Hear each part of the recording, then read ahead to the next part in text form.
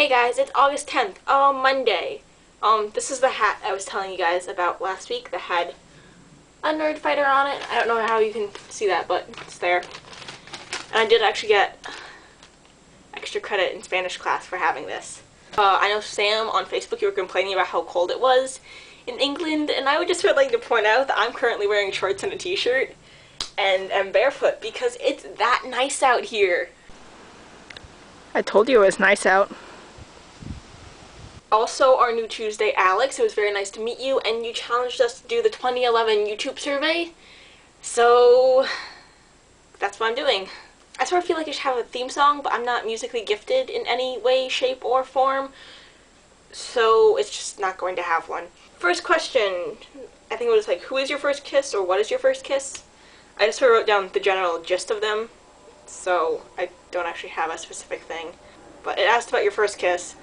I have not had my first kiss yet, like the other girls in our collab, who, well, answered it so far. I don't know about Dana. Yeah, so I haven't done that. Also, I've never been on a date. Moving on. Most expensive casual item of clothing ever bought. Technically, I didn't buy it. My dad bought it for me. My winter jacket. I'm really hot in this.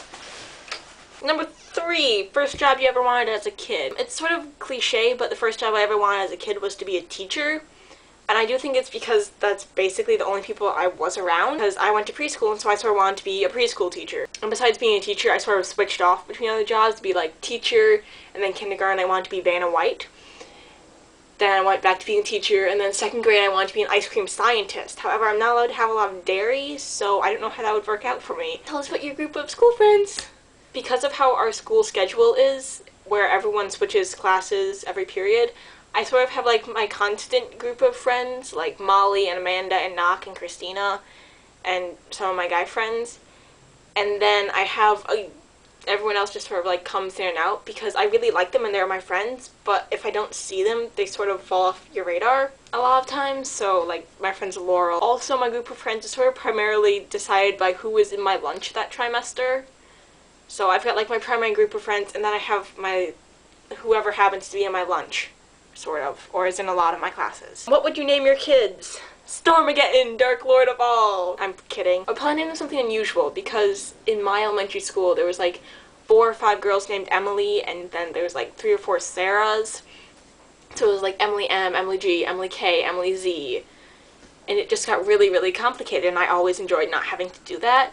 Otherwise, I would definitely spell the names the normal way, though, because constantly having to spell your name for people is really annoying. So, unusual and spelled normally. Who would I like to do this next? I don't know, anyone who watches us. And I sort of would like to see my real-life friends, like Dan and Molly, do it. However, Molly doesn't make videos, and I don't know what I don't think Dan would do it. So, I don't really care. Moving on! Out of the question mode. Airplane. Shh, I don't want to hear you. My window's open, so it's, This week is the start of a 4-day school week. I have Friday off because of parents-teachers conference, and I'm going to enjoy sleeping in immensely. However, this week is technically midterms for the first trimester, so I do have several tests, a couple projects due. None of them are particularly bad, though. One of the projects I'm excited for is my theater tech class project. It's an audio project, so we have to have like read aloud for 7 minutes, like a written piece, and because we're in groups of 3, 2 people have to read aloud, 1 person does soundboard. And I talked my friend Jessica and Dan into letting us do a section of Paper Towns. And I'm really excited for that, and my friend Molly already made me promise to film it because she is not in our class. So I'm probably going to put that up on my regular channel. I'll put a link in my video next week if I have it up by then, which I should, because I have a 3-day weekend. I was talking to Bill on Saturday, and that was a lot of fun, way better than doing my homework. It's okay, Bill. I would have procrastinated on Tumblr if I hadn't been talking to you, but I told him I could make an X-Wing from Star Wars out of origami, and so I'm showing it to him. I do have a question for you guys. You can answer it this week or next week. I don't really care. I don't remember if this week is a topic week or not, so I'm going to say if it is, you should just answer my question, and if it isn't, you can just answer my question, or not, because then it's your choice. I was sort of wondering how you explain to people that you're friends with people over the internet. When you say like, oh yeah, I met them on the internet, you get those looks like, why would you talk to a random stranger on the internet? Wouldn't they be like a rapist or something?